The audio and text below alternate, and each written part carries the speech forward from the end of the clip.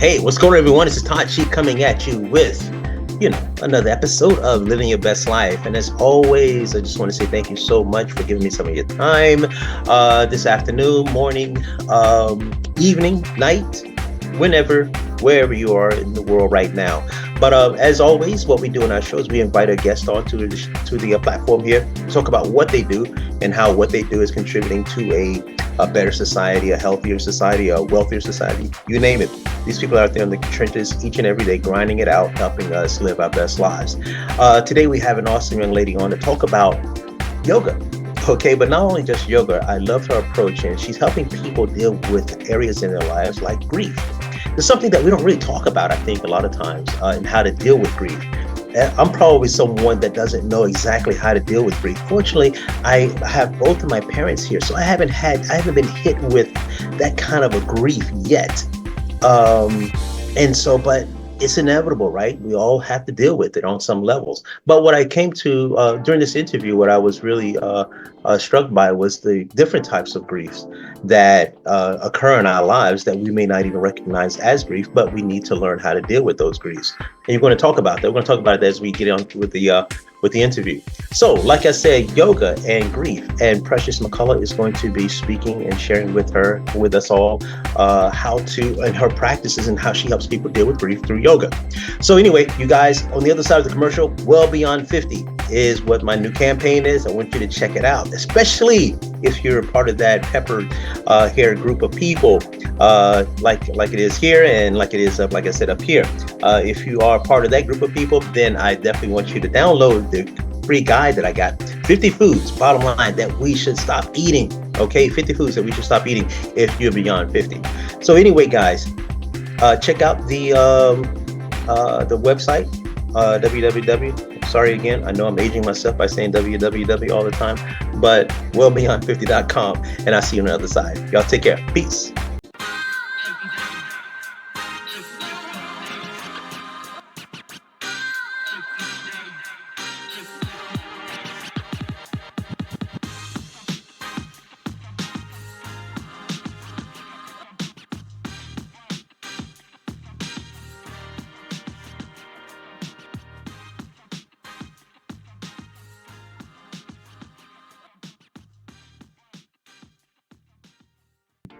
So, welcome back, everybody. Listen, if you're like me and you are over the age of 50, check us out at wellbeyond50.com.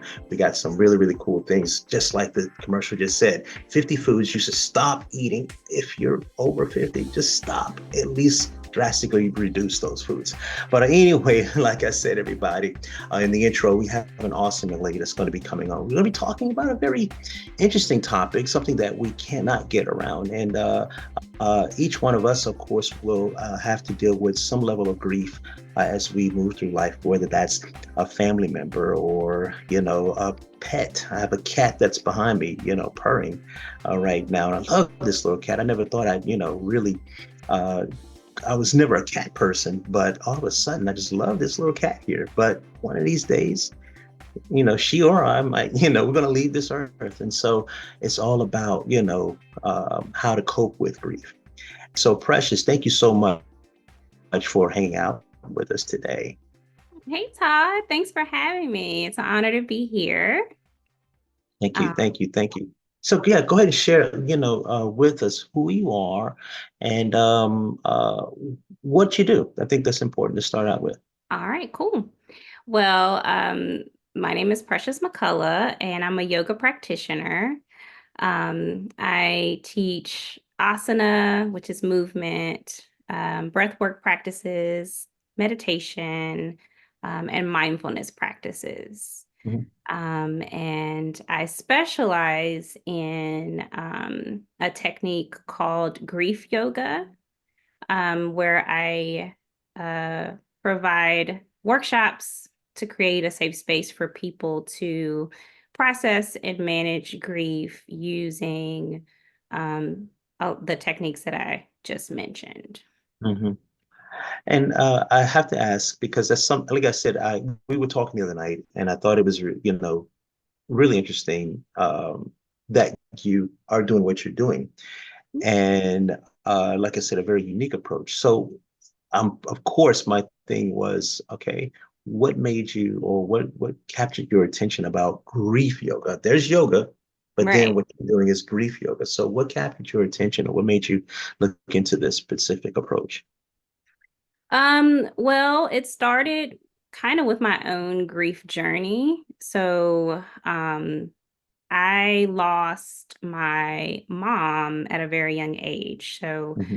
when I was actually 3 months old, so I was a baby. Mm, But throughout life, I've just really lost a lot of significant people in my life. hmm. But I guess it all came to a head a few years ago, when my father, he went into hospice care. And so I took care of him until he passed away. And at the same Hmm. time, I was going through a divorce, which, to be honest, is like a death Hmm. in a Yeah, lot yeah. of ways. And so it was just all hitting me at the same time. Hmm. And I felt pretty isolated in those moments. And at the time, I already was teaching yoga, doing yoga. Actually, I started off doing prenatal yoga. That was my specialty. Hmm. Um, but then when kind of everything started to happen and I started to go through a lot of deep grief, and I felt like I couldn't find the support that I needed. I saw a therapist, I was trying to talk to friends. um but there's just a uniqueness about getting together with someone who has experienced grief or experienced major loss, Hmm. and approaching it in a way where you don't necessarily have to constantly talk about it. So a Hmm. lot of the work that I do, yes, we do talk and we do, get things out in that way, but um the emphasis is more on how are you feeling and processing stuck emotions, different things that kind of stay in the body that we're not necessarily aware of. Hmm. So it's kind of like accessing that and getting through that. Um, and so I found that technique to be very helpful. And a lot of the clients that I work with feel the same. So that's kind of how Wow. I got into it. Yeah. And like I said, we all will have to face some kind of grief, at whatever, stages in our lives. And, I think about it often because, fortunately, I still have both of my parents, still, living, and they're doing pretty well. They're in their 80s, and dad just, he's 85 right now. And but as I always call it, the quarters of life. If you know anything about football, there's four quarters, and 1 through 25 is your first quarter, and talking about age wise, and then 25 years of age through 50, to 50, you're talking about your second quarter, third quarter being 55 through 75, and 75 fourth quarter, and then if you pass 100, then it's overtime, Right. List. and but but I know that he's approaching, he's in that fourth quarter, Mhm. and his health is up and down, for the most part, but he's not going to be here forever. Mom either. And who knows, I might go before them. Right. But if things work out the way that they should, of course, my parents will leave this earth before I do. Um, and I think about it often because I haven't had anyone close to me pass. I always figure like, how am I really going to respond, to that? I don't know. I've been through a divorce also, and I don't know if how I handled it. I know I made it through it. I'm still here, but Right. there might be some baggage that's still, that I'm still holding on to. But like I said, I don't know how to how I'm going to respond to, the passing of, my parents or anyone close um, to me. So with that being said, um, I'm pretty sure you work with people with all ranges of emotional, uh, Right.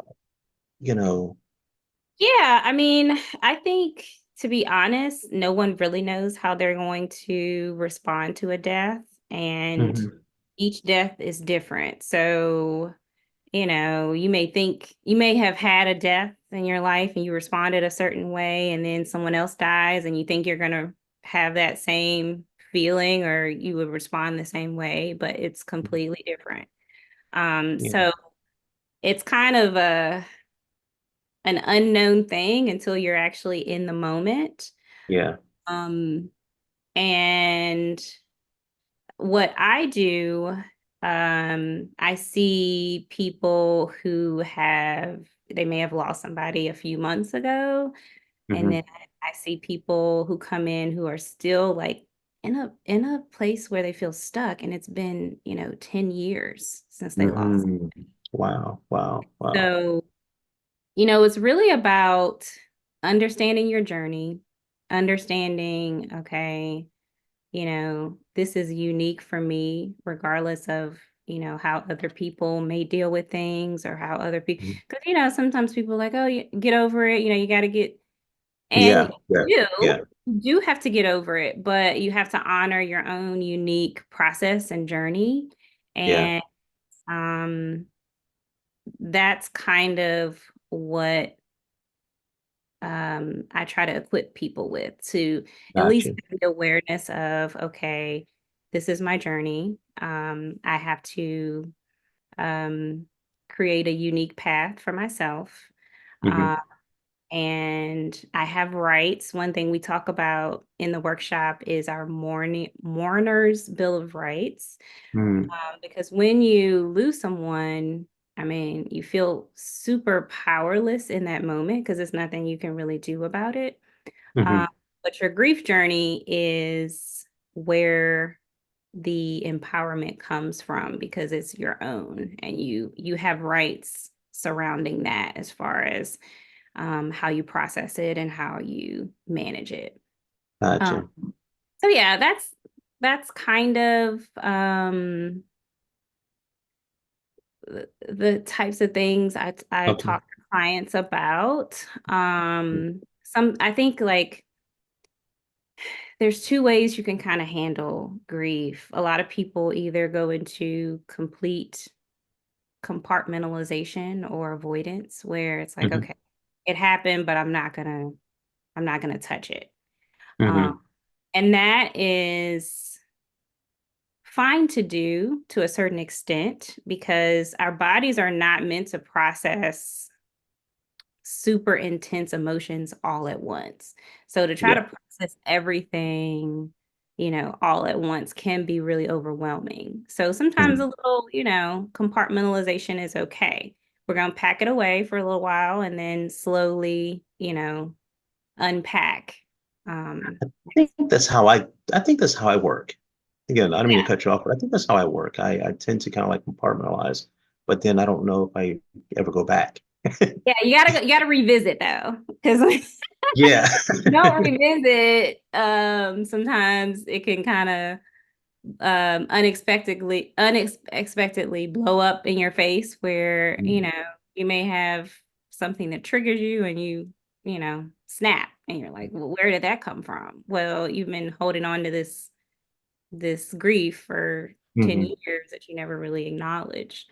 I always say grief has to express itself in some hmm form.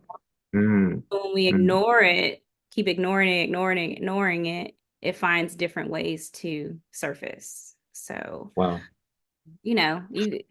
it's balance. I think everything is balance. So yes, you Yeah. have to function daily. You can't just go in a hole and be a hermit for years and years either. So, hmm you kind of have to find the balance in your daily life of, okay, how am I, how checking in with yourself, how am I feeling?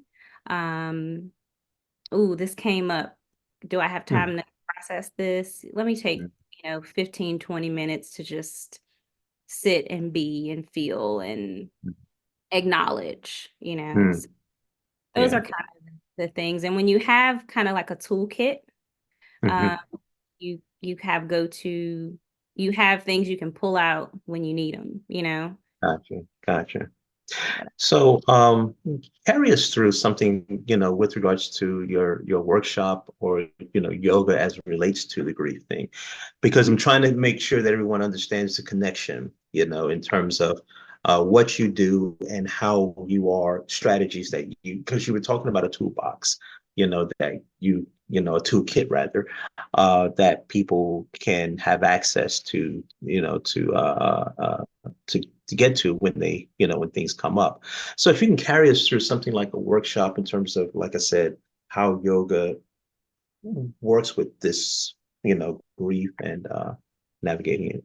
yeah, sure. So as far as the workshop, um, you know, we start off talking as a group. So there's Hmm. almost like a support group element to it, which I Hmm. think having, people that have similar experiences, even if it's not the exact same thing, is Yeah. important so that you feel you're not alone.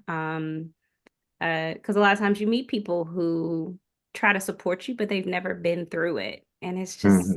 not the same. You have Yeah. to, Yeah. Yeah. Me. That's me. yeah, right. Yeah. It's like I mean, no offense, Todd, but I just wouldn't Yeah. call you up to get support. You Yeah. haven't, Exactly. Yeah. experienced it. So I think that's the first icebreaker in the workshop is, we go around, we talk about our experiences. Some people have had some pretty traumatic experiences while other people have had, you know, lighter experiences, but still it doesn't matter, how drastic it is. It's still grief. It's still going to be Hmm. there and everybody responds their own way.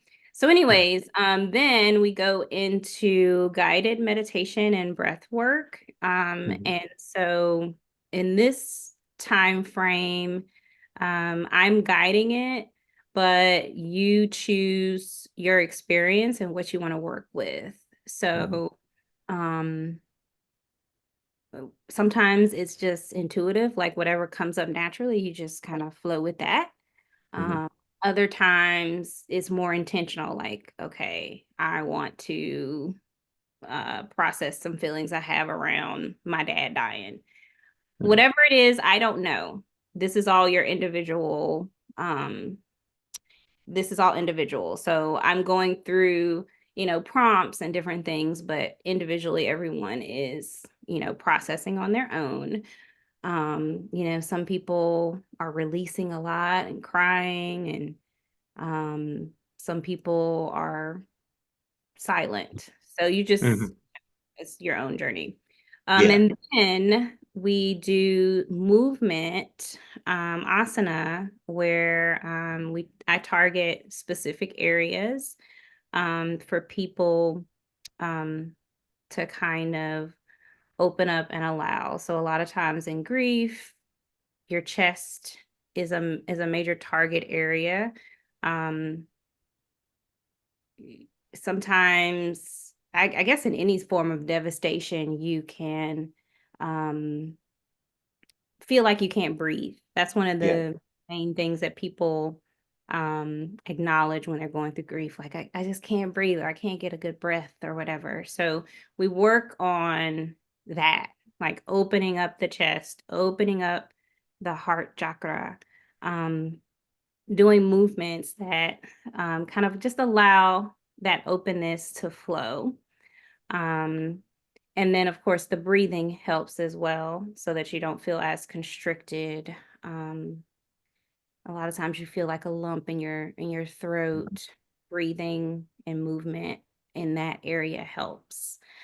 Um, Another area I focus on are the hips. We Hmm. do a lot of hip openers. It's all gentle work. I mean, we're not doing like athletic yoga here. It's all Right. Right. very intentional movement. It's slow. We hold poses for longer periods of time.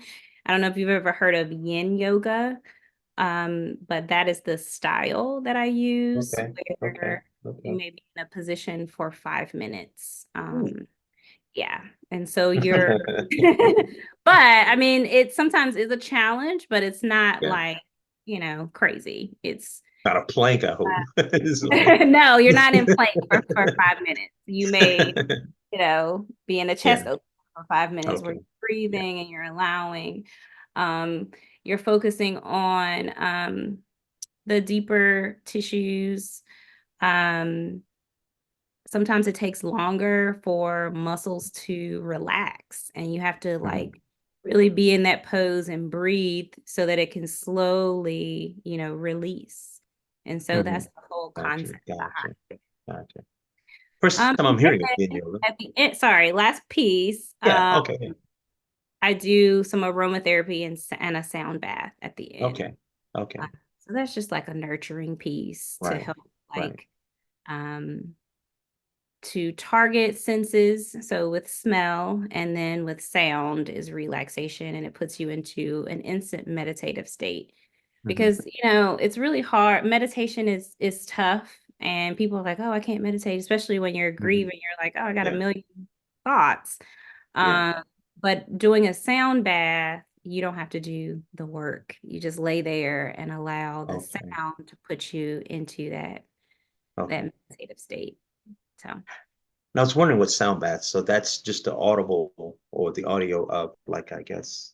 I have Tibetan sound bowls, and they Okay. Okay. are you have glass ones, you have brass ones. I think you even can have gold ones, but I have the at the studio I have the glass ones, Okay. and the crystal ones. So Gotcha. they are tuned to um each chakra. Okay. So each energy center has I guess, sound vibration or frequency. Hmm. And Okay. so Wow. um, the bowls are how I use those. So Well, I gotta ask you, how did you get into yoga and all of these other types of uh, philosophies behind yoga, such as, understanding the chakra systems, because I always thought those were very interesting and intriguing to me, as I have expanded my awareness beyond traditional ways of peace and things like that. So, what got you into yoga and all of these other types of thought? yeah, so I've always been a very methodic person. Like I like methods. I'm a scientific brained person. So my Oh, okay. background is actually in microbiology. Hmm. And so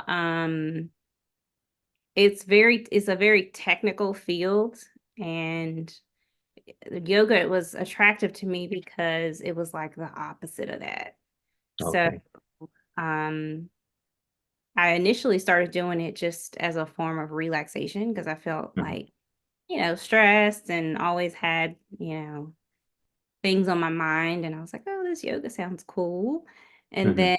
then when I became pregnant in 2016 with my first child, I got deeper into the practice.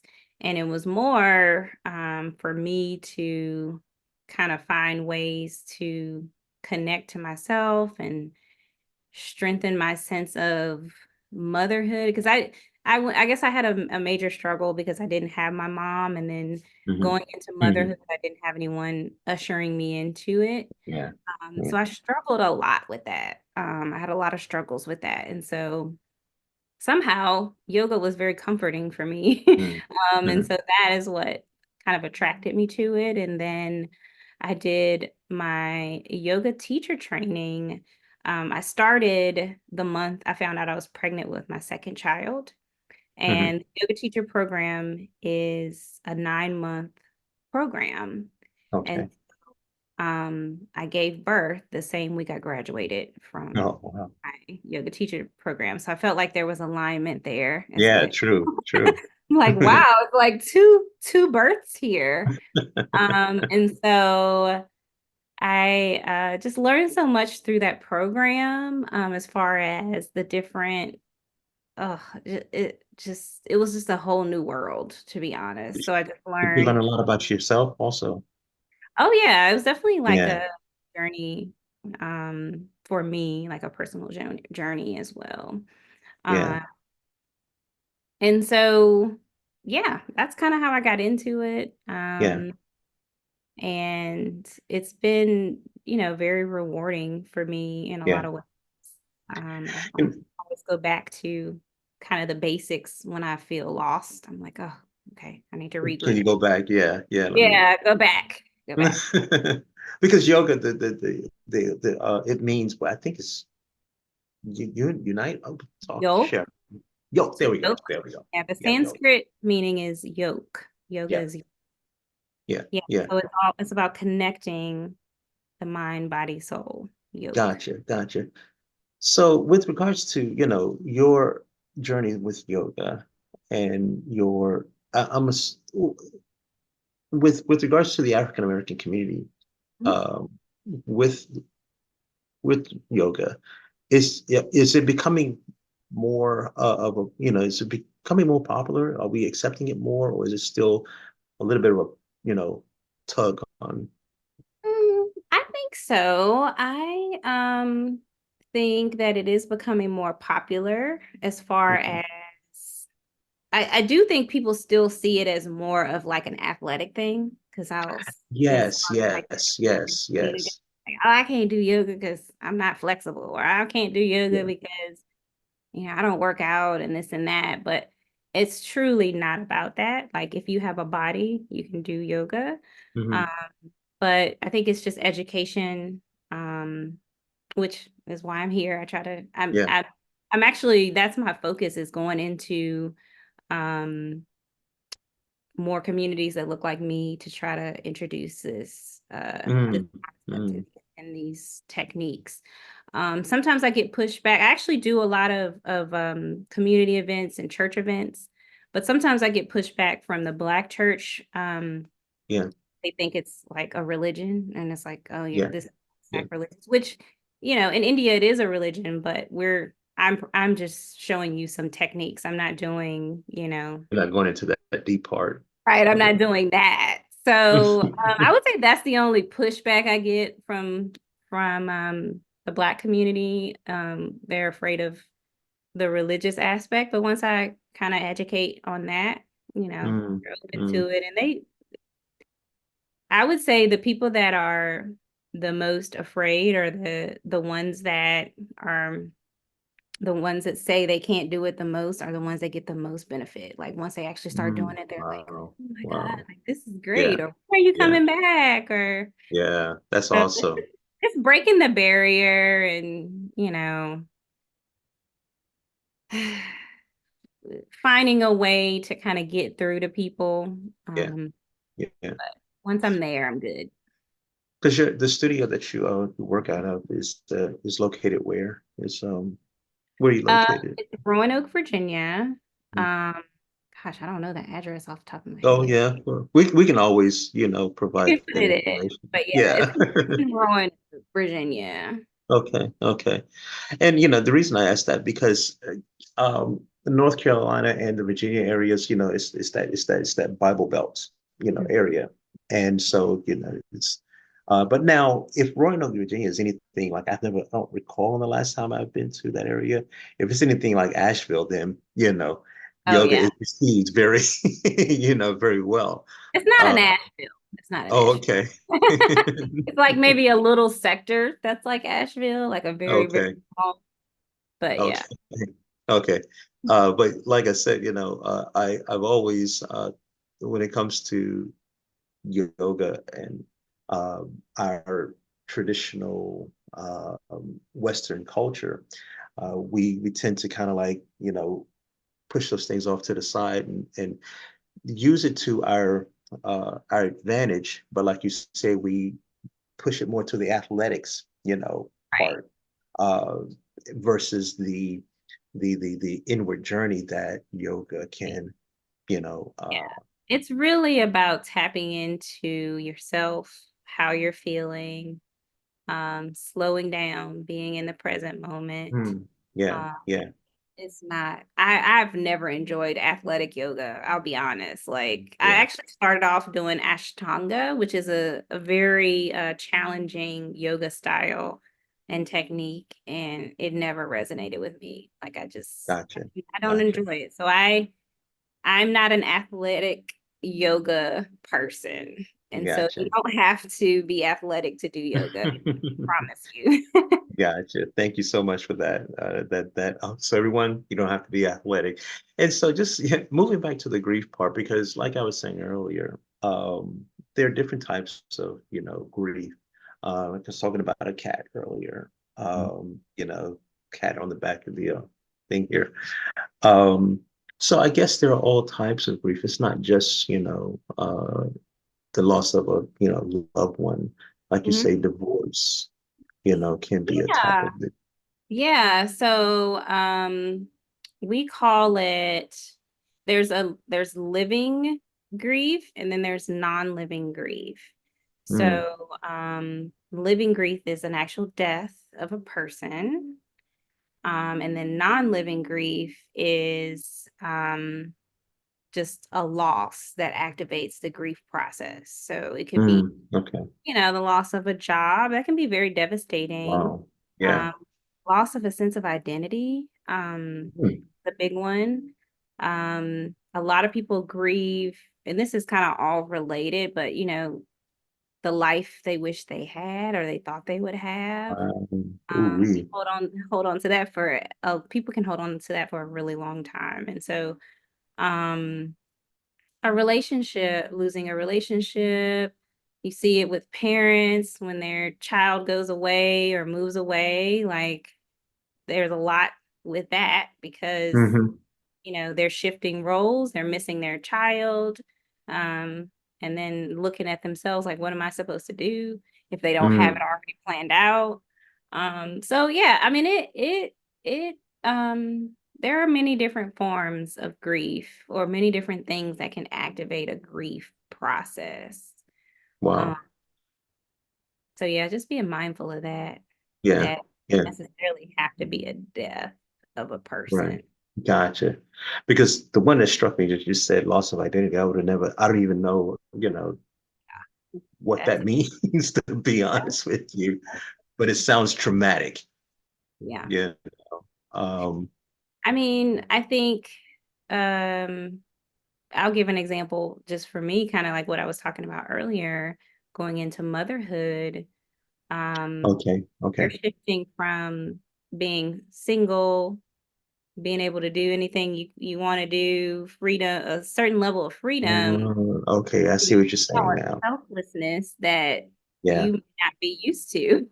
Yeah. It's no longer about you anymore. It's all about, your child, your family. And that can, you know, manifest in different ways, but that's grief. Yeah. That's Yeah. Like I said, I would have never thought of that, but you're right about that. Imagine there are quite a few people that are stuck in, what you just said, loss of identity, and Mhm, that's not being able to break free or get unstuck. mhm, Uh, in that moment can be definitely traumatic for people, when you don't know really who am I now, that I don't have what I've been used to, for so many years, mhm. and that, yeah, I actually see that, and I've seen that and all. But Even in like Precious, yeah, retirement, okay. you Well, know? yeah, retirement too. Yeah. One of my clients, she's was talking about her husband, and it might be even more for men, because I don't think we have the support systems in the network that you women share amongst each other. So she was talking about her husband, and like, he doesn't know what to do in his Right. retirement. It's just because he spent all of his years working. It's like, who am I? Right. Yeah. Yeah. And a lot of people plan like, oh, once I'm retired, I'm going to do this, this, this. But some people don't. Hmm. They're just like, Yes. Yeah. what now? Like, what do I Yeah. do now? Be Yeah. process. That's a real thing. That's a real thing. That's a real thing. So what's in the future for you and your yoga practice? And I know that you do the workshops. I don't know if any of them are coming up. Are you able to do things virtually? How can people access you for this type of service? Yeah, I can definitely do things virtually as far as working with people one-on-one. I also do workshops. I'm trying to get back into every other month, but there's Hmm. a virtual aspect to that if you wanted to sign up. Like I do it in Hmm. person, but my studio offers virtual a virtual component. Hmm. Um, and yeah, just doing community events. I mean, you just have to catch me at a community event or a workshop Yeah, somewhere. yeah, A lot of stuff for Name yeah. Check. So that's been really good. But yeah, Okay, that's okay. And how do we get in contact with you? um Facebook, Okay. Instagram. Okay. My business name is Life Force. Hmm. And so I just actually just created a Facebook business page for that. So you can Okay. contact me here. Um, or I can give you my email as well. Okay. Is that Facebook/Life Force or Yeah, it's okay. life. Yeah. Okay, good, good, good. Life Force. Gotcha, gotcha. So everybody, you can definitely get in contact with Precious through definitely her Facebook page. Facebook, and we'll put it down it'll just either sit up top, down to the side, wherever we want to put it. But definitely reach out to her. Uh Precious, thank you so much for hanging out with me for a few minutes. I really wanted to have you on because once again, um, what I learned, that there are different types, different forms of grief. And the thing is to just kind of like be aware. Because Mm-hmm. if you're not aware of it, then you're finding yourself, like you said earlier, you know, reacting to something, and it's like, where did that come from? Right. You know? And so thank you for bringing that to the forefront of my mind. As like I said, I tend to kind of like compartmentalize, but then I don't even know if I go back to unpack some of the things. And so um, once again, thank you for bringing that, reminding me, you Mm-hmm. know, that there's some unpacking Right. that Don't needs to unpack it be all at once, but just slowly. slowly. But I guess you got to recognize things too, Right. and what you're afraid of. And I think, we all have these fears and these vulnerabilities that we don't either want to deal with or are not ready to deal with or what have you. And that's where I find myself sometimes. Yeah. That's We where I find. develop patterns Yeah, based on that. And so yeah. even things that you don't even realize you're doing, when you take a second to kind of evaluate it, you're like, oh, I that might be a response to Hmm. Hmm. thing. Interesting. Yeah. So Interesting. just self-reflection is really, Yeah, yeah. yeah. And so, like I said, we all have these things that we deal with. And like I said, thank you so much for, this is every time I do one of these podcasts, it's almost like a therapy session for myself, you know. And so I appreciate you sharing your thoughts and your expertise to some things that I can definitely work on. And I look forward to, sharing your information with, my network, um, just so they can know that you're out there. Thank you. Appreciate Yeah, it. yeah, yeah.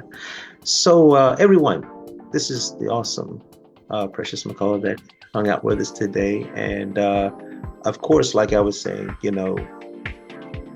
grief comes up in different ways. It shows up in, you may not even know what you're grieving from. But at least as I'm, listening today, you might, want to take a deeper look and see if there's something that if you're reacting in a certain way, take a look at it. It's, your life, your patterns, your habits, and things like that, and kind of like ball and figure out where that might be coming from. So that's kind of like my word and our word to you today. Don't be afraid to, peel back that onion just to try to figure out where you might be stuck and where you might be fearful.